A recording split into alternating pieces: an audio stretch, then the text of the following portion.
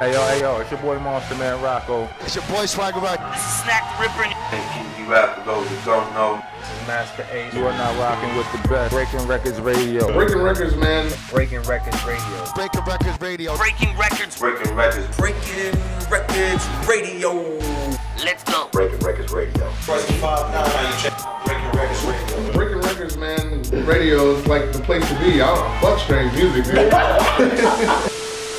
They wanted to know how. Oh, sorry. Yes. Shout outs to Lakes. I got you, bro. He wanted to know how you and Edo G linked up to do the A&E project and kind of like the history of your guys' relationship together.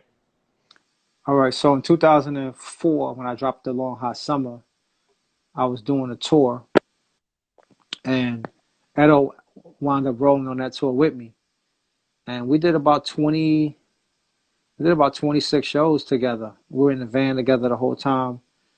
It was him and his crew with Jason and me with Strickland and DJ AV. And we,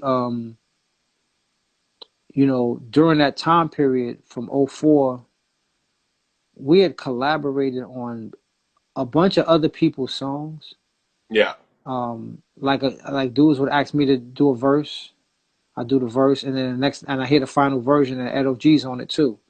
And the same thing happened the other way. People would ask him to do a verse and then throw me on it. So we wound up being on about, 5 or 6 different records of other people's records together. Plus, I collaborated on his song, on his album. He collaborated on my album. So it sounded like could be a cool thing, but he was more thinking that it was a good idea than I was. I was kind of feeling like, ain't nobody interested in that. Like two guys from my era coming together to do a group. It just didn't sound really that appetizing to me. So I was kind of like brushing it off. He mentioned it, I brush it off. He mentioned it, I brush it off. And then he came to me one day and he's like, "Yo, I got somebody that got money. They want to give us some. They want to put money in our pockets to do this album." And money changes the conversation, of course, because that means that somebody's interested enough to invest. Yeah. So I said, cool, let's do it. So the deal was go in the studio.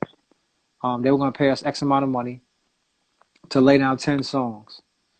And then that was the deal. We go in the studio, we lay down 10 songs, and then they give us the rest of the money. So we went in the studio, we laid down the 10 songs. When it came time to pay the rest of the money, they were out of money. They didn't have no more money. So then it became, okay, well, the investor has left the building. How do we feel about the songs that we've done? And I felt like we had some really good songs. And we decided that we would put the rest of the money up ourselves and finish the record. So we decided to finish the record. And, the result is that album. Wow. And so when you guys were in the process of actually recording it, had the investor at least covered the bills prior to studio sessions and stuff, or were you kind of left at the end with all these expenses you guys had to pay? Oh, no, it was no expenses. The studio was covered, and our pockets were covered for the first 10 songs. It was just after that, going forward, because it was somebody that he knew. It wasn't one of my people. It was somebody that he knew that brought them to the table. And they just decided to, that they didn't want to go put any more money into it. So we had to decide if we were going to keep going forward or just end it right there. We could have took the money and just left it where it was. Oh wow! But the music sounded pretty good, so I said let's keep going. Yeah, it's a dope album, and it's kind of I'm kind of surprised someone would go as far to pay you guys, pay for the time, get all this stuff done, get these records done, and then just disappear. Yeah, I think some personal stuff happened, and he just couldn't do it. Yeah. Well, I mean, it's kind of a blessing. So you guys ended up retaining ownership to all that stuff once he dropped out, I guess?